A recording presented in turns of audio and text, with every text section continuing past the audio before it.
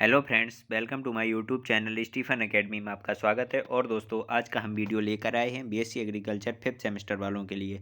जैसा कि मैंने आप लोगों को बताया हुआ था पिछले वीडियो में कि आपका जो अगला वीडियो आने वाला है वो अंतर्राष्ट्रीय जो संधियाँ या समझौते जो हुए थे उसके बारे में हम आप लोगों से चर्चा करेंगे, जो कि आपका इंटेलेक्चुअल प्रॉपर्टी राइट्स का सब्जेक्ट या टॉपिक है। ठीक है, तो इसके बारे में हम लोग चर्चा करने वाले हैं। तो आप लोगों को अगर वीडियो अच्छा लगे तो प्लीज़ इसे लाइक कर दीजिए। चैनल पर नए हो तो सब्सक्राइब जरूर करके जाइए। ठीक है, चलिए इसके बारे में बात कर लेते हैं और इसमें देखते हैं कौन कौन से समझौते या संधियाँ जो हुई थी जो कि इंपॉर्टेंट हो सकती हैं हमारे एग्जाम के लिए।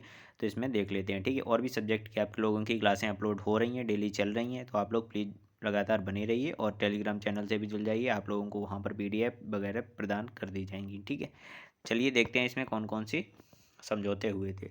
तो यहाँ पर देखते हैं जो सबसे पहले अंतर्राष्ट्रीय संधियाँ या समझौते जिन्हें कहते हैं। तो पहला समझौता हुआ था गेट, GATT, गेट के नाम से हुआ था। गेट का जो फुल फॉर्म होता है वो क्या होता है? तो general agreement on tariff and trade, प्रशुल्क एवं व्यापार पर समझौता, 1948 में हुआ था। कब हुआ था? 1948 में हुआ था, जैसा कि आप लोगों को यहाँ पर दिख रहा होगा। ठीक है, तो general agreement on tariff and trade, प्रशुल्क एवं व्यापार समझौता 1948 में हुआ था।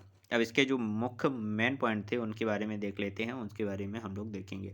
तो पहला पॉइंट दिया गया है कि वर्ष 1947 में जिनेवा में 23 देशों द्वारा हस्ताक्षरित गेट के रूप में एक समझौता हुआ जो 1 जनवरी 1948 को निम्न उद्देश्यों के साथ लागू किया गया। 1 जनवरी 1948 को लागू हुआ था और ये हस्ताक्षरित मतलब इस पर हस्ताक्षर कब किए गए थे? तो ये 1947 में जिनेवा में जो सम्मेलन हुआ था उसमें किए गए थे। तो इसके जो मुख्य पॉइंट हैं, ये इसके जो उद्देश्य हैं उसके बारे में देख लेते हैं। पहला उद्देश्य क्या था कि आयात कोटा के उपयोग को समाप्त करने, मतलब जो आयात कोटा में टैक्स लगता था उसको समाप्त करना। नंबर 2 पे वाणिज्यिक वस्तुओं के व्यापार पर शुल्क कम करना, तथा गेट 1948 से अंतर्राष्ट्रीय व्यापार को संचालित करने वाला एकमात्र बहुपक्षीय साधन बन गया था, जब तक कि वर्ष 1995 में WTO की स्थापना नहीं हुई थी। जब तक कि WTO की स्थापना नहीं हुई थी, तो उससे पहले गेट क्या था? अंतर्राष्ट्रीय व्यापार को संचालित करने वाला बहुपक्षीय एकमात्र साधन बन गया था। ठीक है, इसके बाद WTO की स्थापना हो गई थी। किसके स्थान पर हुई थी? वो गेट के ही स्थान पर की गई थी। तो आगे बात करते हैं कि WTO। अब आता है आगे आपका WTO के बारे में देख लेते हैं। अब यहाँ पर हम लोग बात करेंगे WTO क्या होता है? तो वर्ल्ड ट्रेड ऑर्गेनाइजेशन होता है, जिसकी स्थापना विश्व व्यापार संगठन, जिसकी स्थापना 1995 में हुई थी। कब की गई? तो 1995 में की गई थी। तो इसके बारे में भी मुख्य पॉइंट देख लेते हैं। तो इसमें पहला पॉइंट दिया गया कि यह एक ऑटोनोमस मतलब स्वायत्त शासी अंतर्राष्ट्रीय संस्था है। मतलब यह स्वयं संचालित होती है, ऑटोनोमस है, स्वायत्त अंतर्राष्ट्रीय संस्था है, स्वायत्त शासी। ठीक है, अगला पॉइंट है इसका मुख्यालय जिनेवा स्विट्जरलैंड में स्थित है। ठीक है, नेक्स्ट पॉइंट है कि इसकी स्थापना 1 जनवरी 1995 को गेट के स्थान पर हुई थी। इसका आविर्भाव मतलब इसका जन्म कहाँ से हुआ? तो उरुग्वे चक्र जो हुआ था 1986 से 1994 तक परिणाम स्वरूप हुआ। इसके कार्य निम्नवत हैं।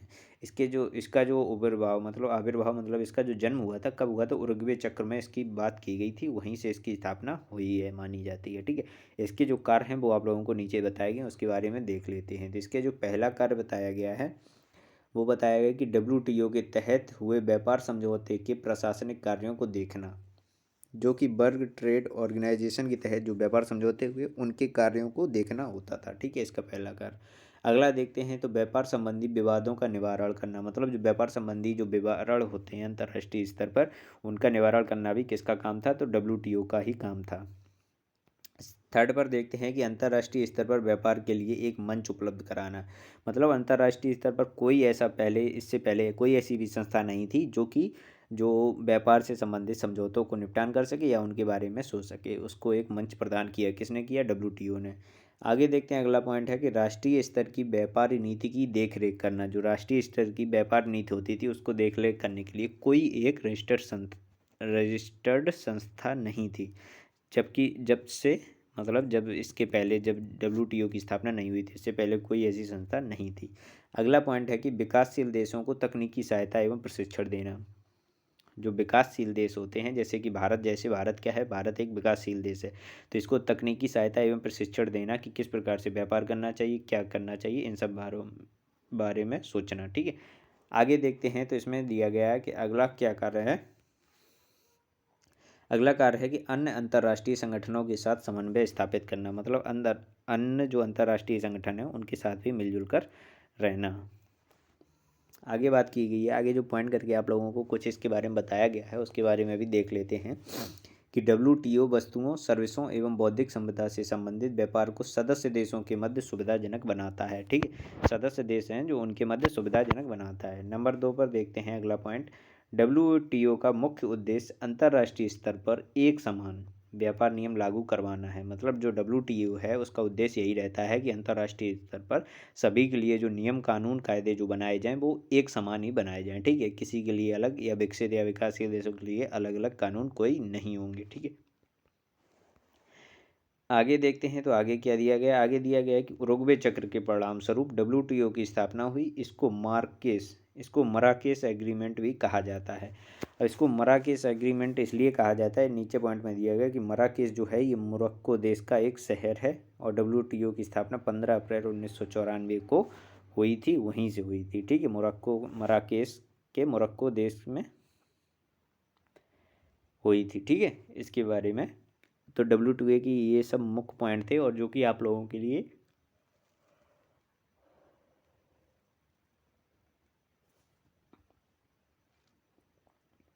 ये आप लोगों के लिए बहुत ही इंपॉर्टेंट हो सकते हैं। सो प्लीज़ आप लोग इनको बहुत ही ध्यान से पढ़िएगा, इनसे आप लोगों का क्वेश्चन आने की पूरी संभावना रहती है। तो आगे देखते हैं इसके बारे में, और भी कई समझौते हुए थे जिसके बारे में बात करते हैं। तो अगला समझौता हुआ था ट्रिप्स का। कौन सा हुआ था, ट्रिप्स का हुआ था। ट्रिप्स का फुल फॉर्म क्या होता है, तो trade related aspect of intellectual property rights. ये होता है ट्रिप्स का जो होता है, ट्रिप्स का ये फुल फॉर्म होता है। अब इसके बारे में देखते हैं कि ये क्या था, ये किस प्रकार से अपना कार्य करता है। तो पहला पॉइंट इसमें दिया गया है कि यह WTO सदस्य देशों के मध्य बौद्धिक संपदा अधिकार पर अब तक का सबसे व्यापक अंतर्राष्ट्रीय समझौता है। अगला पॉइंट दिया गया कि इसको WTO द्वारा ही प्रशासित किया जाता, मतलब ये एक तरीके से ऐसे समझ लिए कि WTO की देख रेख वाली ही संस्था है, इसे WTO ही प्रशासित करता है।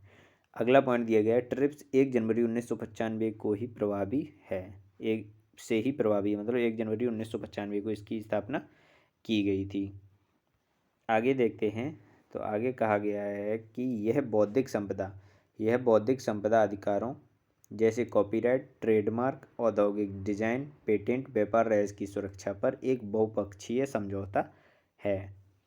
आगे देखते हैं आगे क्या है। तो ये बौद्धिक संपदा अधिकार के संरक्षण और प्रवर्तन के लिए न्यूनतम मानक स्थापित करता है। ये जो होता है ये हमारे कॉपीराइट, ट्रेडमार्क और जो डिज़ाइन, पेटेंट और व्यापार रहस्य होते हैं, इन सब चीज़ों पर क्या करता है, ये सुरक्षा प्रदान करता है और बहुपक्षीय समझौता देता है।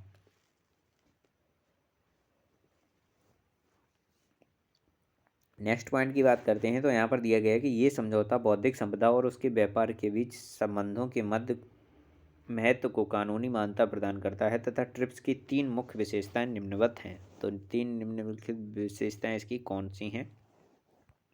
तो यहाँ पर जो पहला पॉइंट दिया गया है स्टैंडर्ड्स मतलब मानक, कौन कौन से मानक होने चाहिए। तो ट्रिप्स समझौते के द्वारा बौद्धिक संपदा के संरक्षण के लिए न्यूनतम मानक निर्धारित किए गए हैं जो सभी सदस्य देशों को मानना होगा। इस समझौते के द्वारा बौद्धिक संपदा के मुख्य तत्व कौन कौन से, जैसे विषय वस्तु जिसको संरक्षित किया जाना है, किन अधिकारों को दिया जाना है, किन अधिकारों से छूट मिलेगी और कितनी अवधि तक के लिए संरक्षण दिया जाना है को परिभाषित करना होता है। ठीक है, ये सब स्टैंडर्ड होते हैं, मानक मतलब मानक होते हैं जो इनको पूरे करने होते हैं, किसके द्वारा, ट्रिप्स के द्वारा।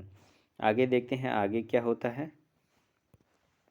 आगे है कि ट्रिप्स समझौते द्वारा कवर किए गए बौद्धिक संपदा की प्रत्येक मुख्य क्षेत्र के संबंध में अनुबंध प्रत्येक देश द्वारा प्रदान की जाने वाली सुरक्षा के लिए न्यूनतम मानकों को निर्धारित करना भी होता है। ठीक है, अब इसके बाद बात करते हैं कि इस समझौते में उन सभी मानकों को शामिल किया गया है जो वीपो सम्मेलन, पेरिस सम्मेलन और बर्न सम्मेलन में निर्धारित हुए थे। ठीक है, पेरिस सम्मेलन, बर्न सम्मेलन में आदि में निर्धारित हुए थे। आगे बात करते हैं कि ट्रिप्स समझौता उन मामलों पर अत्यधिक उत्तरदायित्व को भी जोड़ता है जो उक्त सम्मेलन में निर्धारित नहीं हुए थे। अब जो सम्मेलन ऊपर बताए हुए थे जिनमें शामिल नहीं हुआ था, और ट्रिप्स उन सब मामलों पर भी उत्तरदायित्व रखता है। आगे बात करते हैं इन्फोर्समेंट्स। इन्फोर्समेंट्स क्या होता है, मतलब प्रावधान। कौन कौन से प्रावधान होते हैं जिनको इनको फॉलो करना होता है, तो ये होते हैं बौद्धिक संपदा अधिकारों के प्रवर्तन के लिए घरेलू प्रक्रियाओं उपायों से संबंधित होते हैं। समझौता सभी बौद्धिक संपदा अधिकारों से संबंधित सामान्य सिद्धांतों को निर्धारित करता है। इसके अलावा इसमें नागरिक और प्रशासनिक प्रक्रियाओं और उपायों, सीमा उपायों तथा आपराधिक प्रक्रियाओं और उपायों को निर्दिष्ट करता है, जिससे अधिकार धारक अपने अधिकारों को प्रभावी ढंग से लागू कर सकते हैं। ठीक है, तो इसके बारे में भी देख लिया। अब आगे बात करते हैं कि डिस्प्यूट, सेटलमेंट ऑफ डिस्प्यूट, मतलब विवाद जो होते हैं उनका निराकरण किस प्रकार से करता है और कौन करेगा जो इसमें विवाद होंगे। तो समझौता विश्व व्यापार संगठन के सदस्यों के बीच WTO की विवाद निपटान प्रक्रियाओं के अधीन ट्रिप्स उन विवादों को सुलझाने का कार्य करता है। जो WTO द्वारा जो प्रक्रियाएं बनाई गई हैं इनको समझाने के लिए ट्रिप्स उन सभी विवादों को सुलझाने का भी कार्य करता है, उन्हीं के अधीन रहकर। ठीक है, तो दोस्तों ये वीडियो आप लोगों को अच्छा लगा होगा तो प्लीज़ इसे लाइक कर दीजिए, और ये वीडियो आप लोगों के लिए बहुत ही हेल्पफुल रहेगा। ठीक है, तो प्लीज़ इसे लाइक कर दीजिए और अपने दोस्तों के साथ ज़रूर शेयर करते रहिए। चलिए मिलते हैं आप लोगों को नेक्स्ट टॉपिक के साथ नेक्स्ट वीडियो में, तब तक के लिए धन्यवाद। ठीक है, लगातार बने रहिए आप मेरे चैनल पर।